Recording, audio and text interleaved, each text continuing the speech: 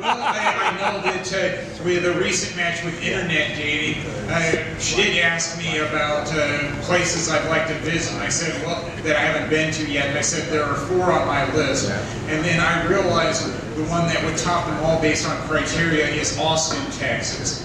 It's a capital city, it's a college town, and a great music scene. And all those things interest me. As a history major, of course, capital city is of interest to me, and I went to a big college, the University of Iowa, so there was a college town.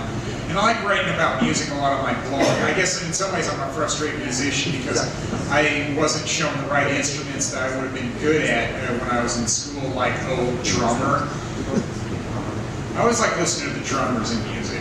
So there we go, the couch game.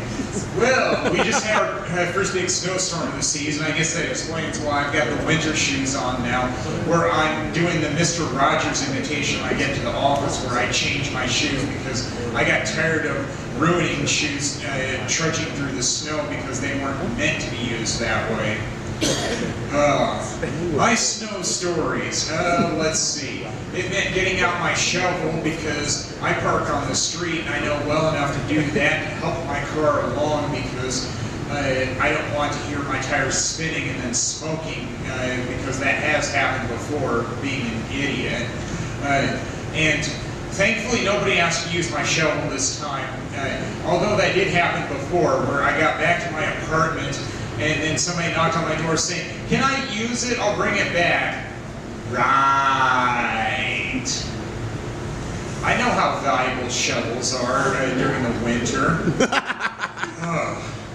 And I wanted a sturdy one, so that's what I made sure I got.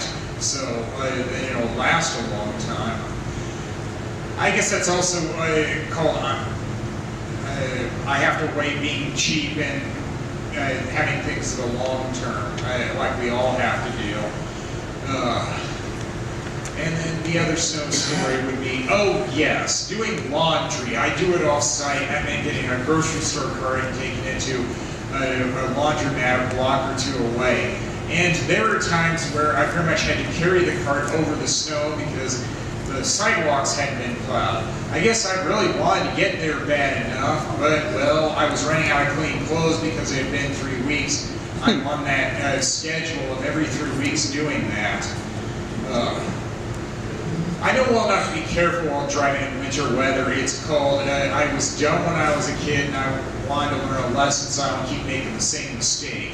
2 times I remember that, where I was trying to drive back from Iowa City, my hometown, when I was in college, and I was going too fast to the conditions, changed lanes, ended up in the median on I-80 about 10 miles west of Iowa City.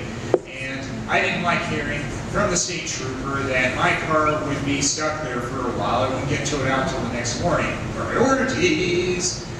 And then I tried walking back to Iowa City, and then he saw me again, picked me up, and drove me back to Iowa City. I guess he didn't want me walking on the interstate. I just thought I had no choice. It was very nice of him to do that and not arrest me. Well, serve and protect. I guess they were holding up the end of the bargain on that one. And then the other winter story. Yes, since I moved to the Twin Cities, I remember being on Phelan Boulevard one time, and I panicked when somebody was pulling out from a side road, and then I ended up hitting a patch of ice, went over the median, and mowed down a stop sign. And then I did say that once I got to a shopping area nearby an arcade, and they said, "It was a 1-car accident, right?" Yeah, basically meant who cares because there are a lot worse car wrecks right then. It's like, wow, I didn't know that was possible, getting a free pass for mowing down a stop sign. And it's been like 10 years, so I think the statute of limitations has run out on that one. I'd like to think it has anyway. I know in most crimes it's only 7 years. There's a Taco Bell in my neighborhood. And like many comics, I have Taco Bell jokes because it's a cheap place to eat at. And I'm still surprised at some of the things I will hear from people I'm out and about. Most recently I went there, and there was a Hispanic family that came in, and the order taker said, "No hablo español." So they got somebody who went to speak Spanish to them to take their order. And I couldn't believe what somebody said who had just placed their order. saying, well, all the menu items are already in Spanish. It's like, dude, if you think you know Spanish well enough, take their order. If you're like most people that claim to know Spanish, you only know about 4 words, and that is definitely not fluent. I mean, could you be any more patronizing saying that to somebody? It's like con queso means with cheese. Yeah, and what does chili con carne mean? Chili with meat. Yeah, I know a little Spanish too. I mean, I took 4 years of French in high school. I'm not fluent because I didn't retain enough of it. I didn't go to Montreal or Paris and then just get dropped there where it's like Bart Simpson on an episode of The Simpsons one time where he had to learn French in order to get around anywhere. Some people. I guess it's good joke material, but still. Where do I go from there on that one? Oh, Facebook. Yes, a lot of people do jokes about Facebook. Very topical, very relevant. I couldn't believe how much in social media activity of 7+ years would pile up on liking pages. But something in me decided to cut back on the number of pages I liked, so then I had a lot less to look through on my news and page feed. Now I was at 100 pages liked, now I'm down to under 300. I did a real purge. I was surprised about some of the pages I liked. Virginia is for Huguenots. Well, I have a French Huguenot surname. I was liking anything Huguenot for a while. And the other was saying I like the metronome. It's like, yeah, but it doesn't exist anymore, so yeah, I should probably move on and unlike that one as well. And I'm notorious for not posting pictures right away from my travels.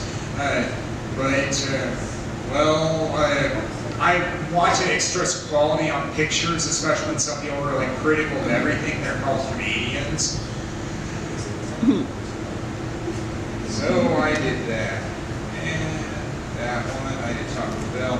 Oh, yes, I had a physical with a new doctor over the weekend. And I'm still a little freaky about telling the people that I barely know about performing, because he was asking me about places I perform at, and it's like, well, different places around town. I think I did say something about some of my sets are on YouTube, so that might be a little easier for me, because then if he watches them, I don't know about until the next appointment. But he knows well enough not to advise me about certain things, because I did say in those exact words, I love performing. So in terms of improving my health, there might be some things I can modify, like, oh, don't go online for an hour after I'm done performing, because then that means 1 hour of sleep loss and then having to be up at work at 8 a.m. Yeah, that doesn't work very well. I should know that by now. And I didn't like how I put on the gown for the physical. It's like, yeah, I thought you wanted to do that in a hospital. It's like, wrong! Okay. You live, you learn. Well, I guess that'll do it for me. Thank you, you've been great.